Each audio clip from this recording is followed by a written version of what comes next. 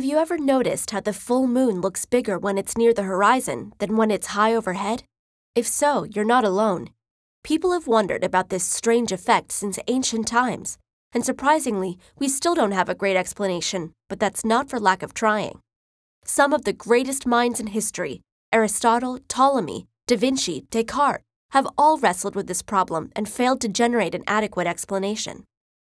One of the first ideas suggested was that the image of the moon in the sky really is bigger near the horizon.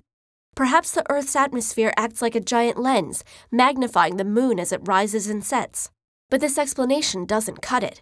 If anything, the refraction of the atmosphere would make the moon look slightly smaller.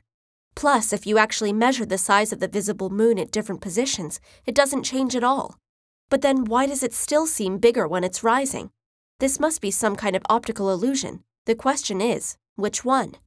One explanation is the Ebbinghaus illusion, where two identical objects look different because of the relative size of the objects they're surrounded by.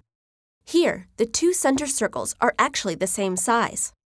Maybe the moon looks bigger near the horizon because it's next to tiny trees, houses, and towers in the distance.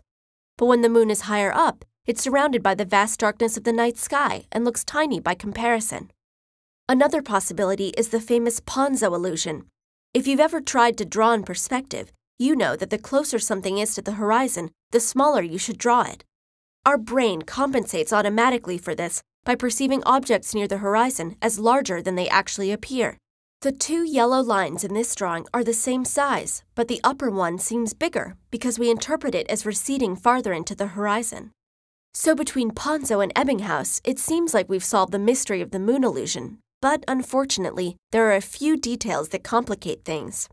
For one thing, if this was just the Ebbinghaus effect, then we would expect the moon illusion to disappear for pilots flying high above the clouds, since there wouldn't be any other smaller objects near the horizon. But in fact, pilots and sailors out on the ocean still claim to see the moon illusion. On the other hand, if it's just our brains auto-correcting the size of objects near the horizon, then we'd expect the moon illusion to be visible inside a planetarium, where the whole sky, including the horizon, is displayed on a spherical dome overhead. Studies have shown, though, that this is not the case.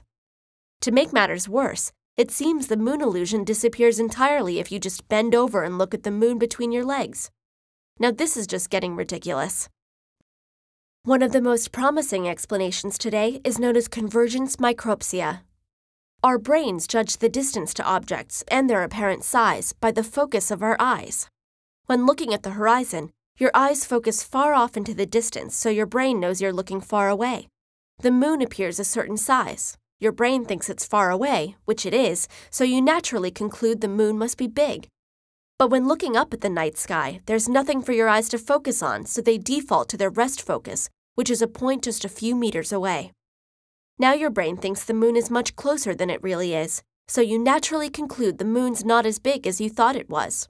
Rather than explain why the moon looks so big near the horizon, convergence micropsia explains why the moon looks so small when overhead. Still not satisfied? Well, frankly, neither are many scientists, so the debate over the moon illusion still rages on and may continue as long as we still see it in the night sky.